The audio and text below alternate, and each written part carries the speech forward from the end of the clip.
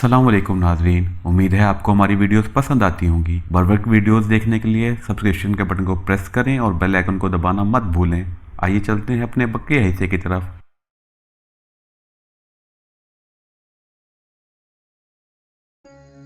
Emergency room का दरवाज़ा बंद था, लेकिन जैसे ही वो दरवाजे के करीब पहुंची, दरवाज़ा खुला और 4 डॉक्टर मुंह लटकाए बाहर निकले। डॉक्टर विक्टर की क्या पोजीशन है? रीटा ने तेज लहजे में कहा। वो हलाक हो गए हैं मैडम, इनके दिमाग में चोटें आई हैं। हमने ऑपरेशन भी किया लेकिन वो बच ना सके, एक डॉक्टर ने मुंह बनाते हुए कहा। ओह, इसने भी अभी मरना था। अहमक, नॉनसेंस। अगर यह मरना जाता तो मैं इसके हलक में उंगली डालकर असल बात बाहर निकाल लेती, रीटा ने बुरी तरह से झुंझलाते हुए लहजे में से कहा। सारे डॉक्टर हैरत से इसे देखने लगे। इनके चेहरों पर अपने सीनियर डॉक्टर की वफात पर रीटा जोलन के ऐसे रिमार्क से इंतहाई नाखुशगवार तासुरात उभर आए थे। ये आप क्या कह रही हैं मैडम? डॉक्टर विक्टर तो एक्रीमिया के सबसे माहिर सर्जन थे, इनकी वफात तो एक बहुत बड़ा अलमिया है, एक डॉक्टर ने तल्ख लहजे में रीटा से मुखातिब होकर कहा। वो गैर मुल्की एजेंटों का साथी था, एक्रीमिया का दुश्मन। इसने यहाँ खुफिया अस्पताल कायम कर रखा था, रीटा ने पैर पटकते हुए कहा। डॉक्टर विक्टर ने यहाँ खुफिया अस्पताल कायम कर रखा था, ये आप क्या कह रही हैं? अलबत्ता नीचे इन्होंने आराम के लिए चंद कमरे जरूर बनवा रखे थे, इसी डॉक्टर ने हैरत भरे लहजे में कहा। रीटा ने अपने होंठ भींचे और तेजी से मुड़कर एक तरफ बढ़ गई। इसके चेहरे पर शदीद तरीन परेशानी और उलझन के तासुरात नुमाया थे। इसकी समझ में नहीं आ रहा था कि अब वो क्या करे, मुझे और मेरे साथियों को कैसे ट्रेस करे।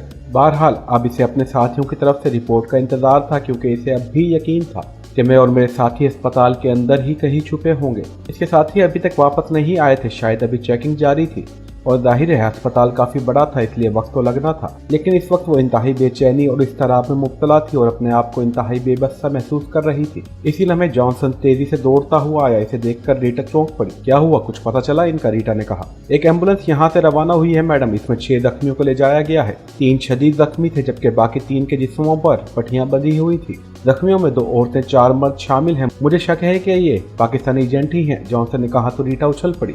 कहाँ गए हैं वो? किस तरफ गए हैं? जल्दी चलो, वो ज्यादा दूर नहीं गए होंगे, हमें इनके पीछे जाना है, चलो जल्दी जल्दी, रीटा ने चीखते हुए कहा। फिर वो तेजी से दौड़ पड़ी। जॉनसन भी इसके साथ दौड़ने लगा। क्योंकि इनकी गाड़ियां अस्पताल से कुछ दूर मौजूद थी, इसलिए वो दोनों ही दौड़ते रहे। रीटा जोलन इस तरह दौड़ रही थी जैसे इसके पैरों में पंख लग गए हों, जबकि जॉनसन बस दौड़ रहा था। अस्पताल के अमले के अफराद हैरत से इन दोनों को इस तरह बेतहाशा अंदाज में दौड़ते हुए देख रहे थे। अस्पताल से बाहर निकलकर वो कुछ फासले पर खड़ी हुई एक कार की तरफ बढ़े। जॉनसन ने झपटकर कार का दरवाजा खोला तो रीटा इसमें सवार हो गई। जॉनसन ने ड्राइविंग सीट संभाली, फिर वो तेजी से कार दौड़ाता हुआ ले गया। रीटा ने पागलों की तरह अपने साथियों को फोन और ट्रांसमीटर पर कॉल करना शुरू कर दी, लेकिन इसे किस तरफ जाना है, हौसला अफजा रिपोर्ट नहीं मिल रही। मैं और मेरे साथी एक बार फिर इसके हाथों बचकर निकल गए थे। इसे खुद पर ही गुस्सा आ रहा था। इसका बस नहीं चल रहा था कि मुझे और मेरे साथियों को वो हलाक कर डाले और मेरी बोटियां बोटियां कर दे। वो लोग शायद शहर से निकल जाने में कामयाब हो गए होंगे मैडम, जॉनसन ने डरते डरते कहा। वो जाएंगे कहाँ? मैं इन्हें पताल में भी ढूंढ निकालूंगी। अभी वो जख्मी है, लेकिन जल्द ही इन्हें ढूंढ कर लाशों में तब्दील कर दूंगी। तुम दूसरे कस्बों में मौजूद साथियों को भी अलर्ट कर दो। वो और इसके साथ ही इतनी जल्दी ज्यादा दूर नहीं जा सकते, वो यहीं आसपास ही होंगे। ढूंढो इन्हें, हर हाल में ढूंढो, रीटा ने हलक के बल चीखते हुए कहा तो जॉनसन ने इस बात में सर हिला दिया। मैं अपने साथियों समेत रोनाल्ड के खुफिया अड्डे पर मौजूद था। रास्ते में मैंने जूलिया से ट्रांसमीटर लेकर रोनाल्ड को कॉल की तो रोनाल्ड ने इस इलाके में से एक रिहाइश का पता बता दिया था। मैंने सफदर को पता बताया तो सफदर एम्बुलेंस लेकर इसी इलाके की तरफ पहुंच गया। इसने रास्ते में एक वीरान इलाके में एम्बुलेंस रोकी। इस सड़क पर बहुत कम ट्रैफिक थी, वहां दरख्तों के घने झुंड में एम्बुलेंस को छुपा दिया गया। फिर सफदर वहां से पैदल जाकर वहां से कुछ फासले पर मौजूद एक प्लाजे से एक कार ले उड़ा। फिर इसने सबको इस कार में मुंतकिल किया और इन्हें लेकर रवाना हो गया। इसने कार लॉज कॉलोनी की तरफ मोड़ दी और फिर इन सबको लॉज कॉलोनी की मतलूबा कोठी में पहुंचाकर वो कार ठिकाने लगाने के लिए ले गया। इस कोठी में हमने एक दिन आराम किया। इस वक्त हम सब एक कमरे में बैठे BR मिसाइल फार्मूले के बारे में बातचीत कर रहे थे। साहब, मेरा ख्याल है कि फार्मूले के लिए हमें चीफ सेक्रेटरी सर जैकब को घेरना चाहिए, कैप्टन शकील ने कहा। चीफ सेक्रेटरी ने यही कहना है कि फार्मूला हार्डली बाटरी पहुंच चुका है। बहरहाल तुम सबको इस कदर परेशान होने की जरूरत नहीं है, ये सारा मामला एक फोन पर खुल सकता है। मैंने कहा तो सब चौंक पड़े। किसको फोन करोगे? जूलिया ने कहा। कोई अल्लाह का बंदा तो ये मालूम करके बता ही देगा कि फार्मूला कहाँ है। मैंने कहा तो उठाओ रिसीवर और करो कॉल, क्यों खामखा वक्त जाया कर रहे हो? जूलिया ने झुलाए हुए लहजे में कहा। हुक्म की तामील होगी, मैंने बड़े फरमाबरदारान लहजे में कहा और रिसीवर उठाकर मैंने नंबर प्रेस करना शुरू कर दिए। आखिर में मैंने लाउड स्पीकर का बटन भी प्रेस कर दिया। मेरे सब साथी हमतन गोश हो गए, जैसे फोन के रिसीवर से अभी किसी जिन की आवाज सुनाई देगी कि क्या हुक्म है मेरे आका। यस, एक नस्वानी आवाज सुनाई दी। हर एक को यस मत कहा करो वरना किसी रोज मुश्किल में फंस जाओगी, मैंने मुस्कुराते हुए कहा। ओह, ये आवाज तो ब्लैक जीरो की है। क्या वाकई? दूसरी तरफ से चौंक कर कहा गया।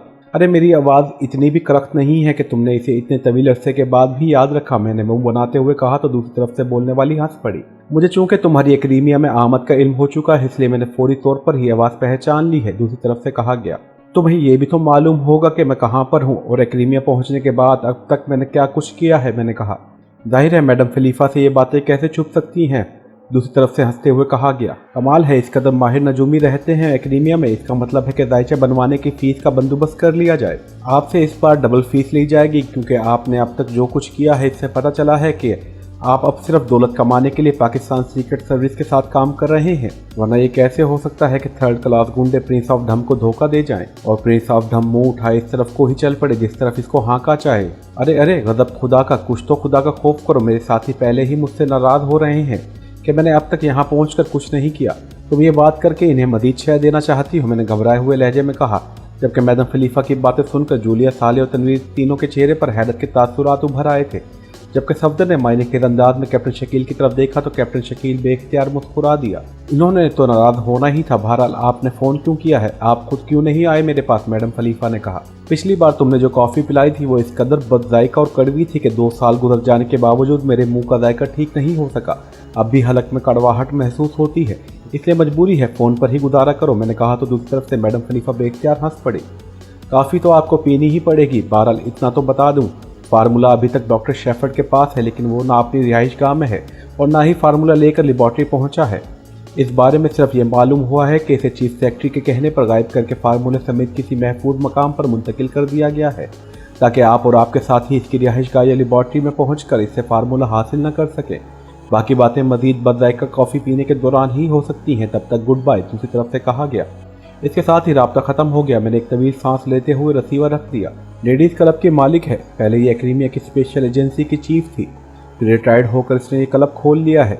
इसे यहाँ एक्रीमिया का इंसाइक्लोपीडिया कहा जाता है। इसने मुखबरी की इतनी बड़ी तंजीम बनाई हुई है कि एक्रीमिया में होने वाली कोई भी कार्रवाई इसकी तंजीम की नज़रों से नहीं छुप सकती, मैंने कहा। यह बात मैंने जूलिया के सवाल करने पर बताई थी। जूलिया ने सवाल किया था कि ये मैडम खलीफा कौन है, हमें इस मैडम खलीफा का पता बताओ, हम इसके पास जाकर मालूमात हासिल करते हैं ताकि मालूमात को आगे बढ़ाया जा सके, जूलिया ने कहा। रुको, मुझे मैडम खलीफा से कुछ और भी पूछना है, मैंने कहा और इसके साथ मैंने रिसीवर उठाकर एक बार फिर नंबर प्रेस करने शुरू कर दिए।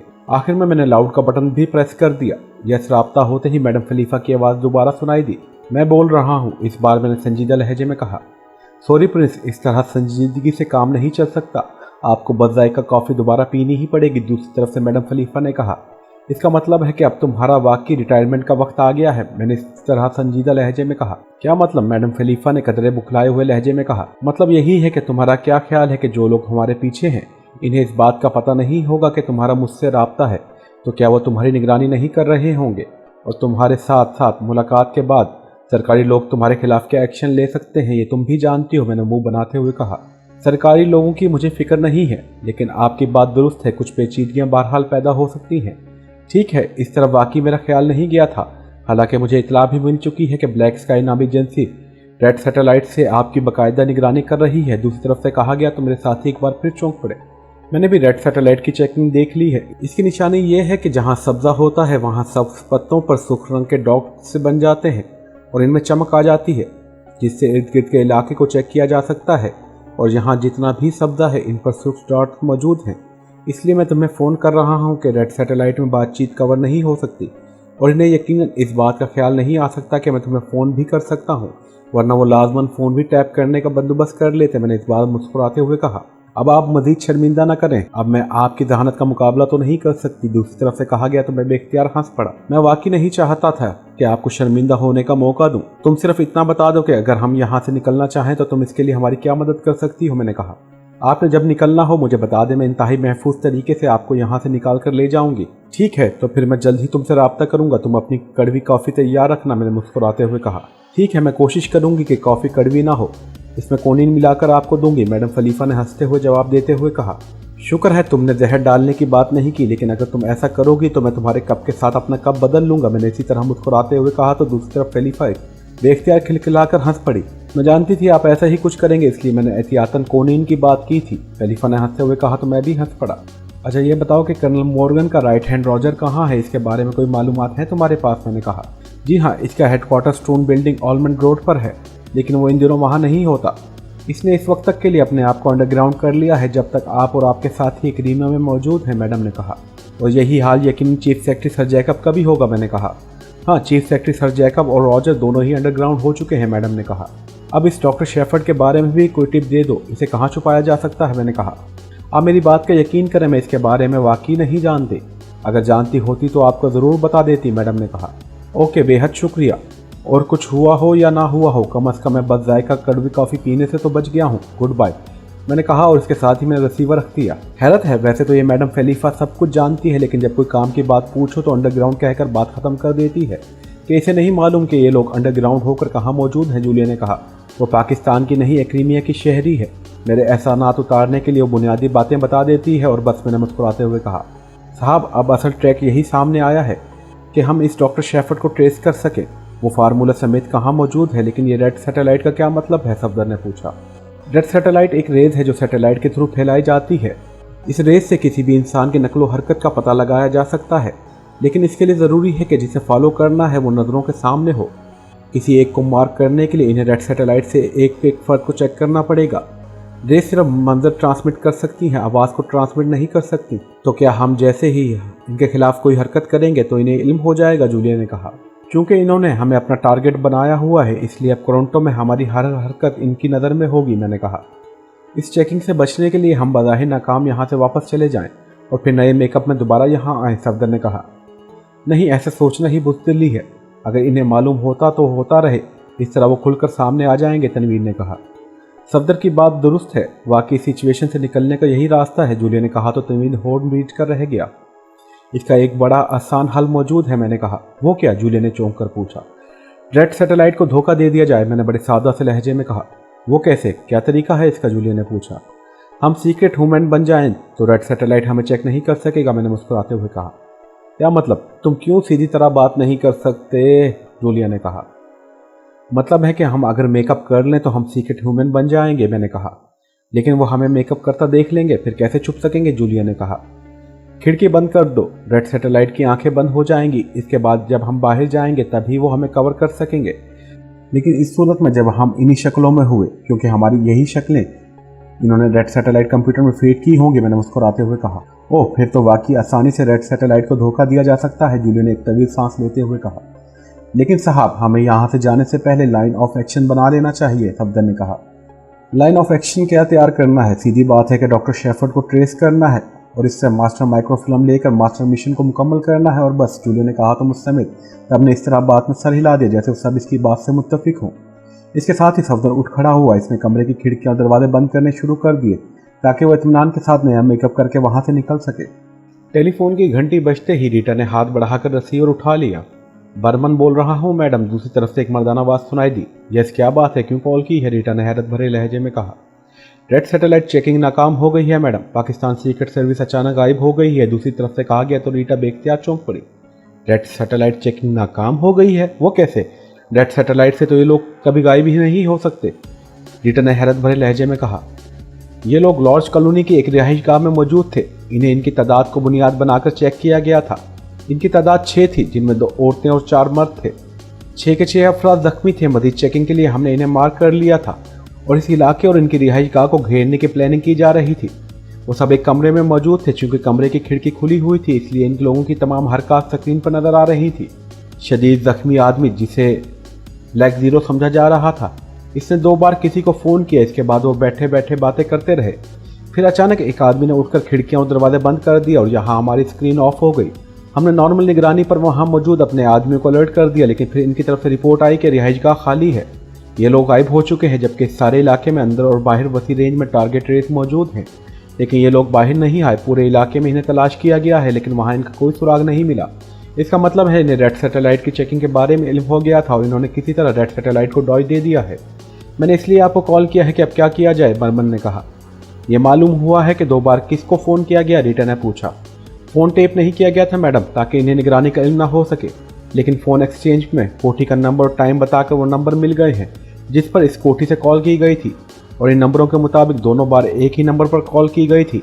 और ये नंबर लेडीज क्लब की मैडम खलीफा का खुसूसी नंबर है, बर्मा ने जवाब देते हुए कहा। मैडम खलीफा का खुसूसी नंबर? कॉल किसने की थी? सुई औरत ने या इसके और किसी साथी ने? रीटा ने चौंक कर पूछा। इस शदीद जख्मी ने मैडम, जिसे हम ब्लैक जीरो तस्वुर कर रहे हैं, बर्मन ने कहा। इसका मतलब है कि इस मैडम खलीफा ने इसे रेड सैटेलाइट के बारे में बताया होगा।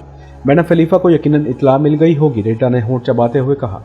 यस मैडम, यकीनन ऐसा ही हुआ होगा, बर्मन ने कहा।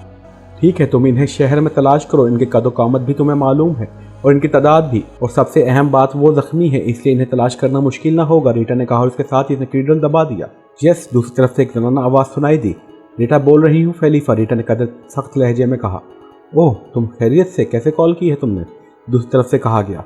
मुझे मालूम है मैडम कि तुम्हारे पाकिस्तानी एजेंट से बड़े गहरे और दोस्ताना ताल्लुकात हैं, लेकिन मुझे तुमसे ये उम्मीद ना थी कि तुम एक्रीमिया से गद्दारी करते हुए इसे वो सीक्रेट्स भी बता दोगी जो इसे नहीं बताने चाहिए थे। रीटा का लहजा मजीद सख्त होता चला गया। फीफा तुमसे कम मुहिब वतन नहीं है, समझी तुम। बाकी रहा पाकिस्तानी लीडर का सवाल, इसको मैं जितना जानती हूँ इतना तुम नहीं जानती। तुमने इसे पकड़ने का जो बचगाना बल्कि अहमकाना प्लान बनाया था, तुम्हारा क्या ख्याल है कि उस जैसा तजर्बेकार एजेंट इस तरह तुम्हारी गिरफ्त में आ जाएगा? इसे तो ये भी मालूम था कि इसकी निगरानी रेड सैटेलाइट से हो रही है। और सुनो, मैंने इसे ऐसी कोई बात नहीं बताई जो सीक्रेट के दायरे में आती हो, खलीफा ने भी सर्द लहजे में कहा। इसने तुमसे 2 बार फोन पर बात की है, इसके बाद वो रेड सैटेलाइट को डॉज देकर गायब हुआ है। इससे तो यही जाहिर होता है कि तुमने इस बारे में तफसील बताई है। मुझे मालूम है कि तुम्हारे चीफ सेक्रेटरी साहब से इंतहाई करीबी और गहरे ताल्लुकात हैं, लेकिन तुम्हें बहरहाल एक्रीमिया के मफादात का भी ख्याल रखना चाहिए था, रीटा ने गुस्सीले लहजे में कहा।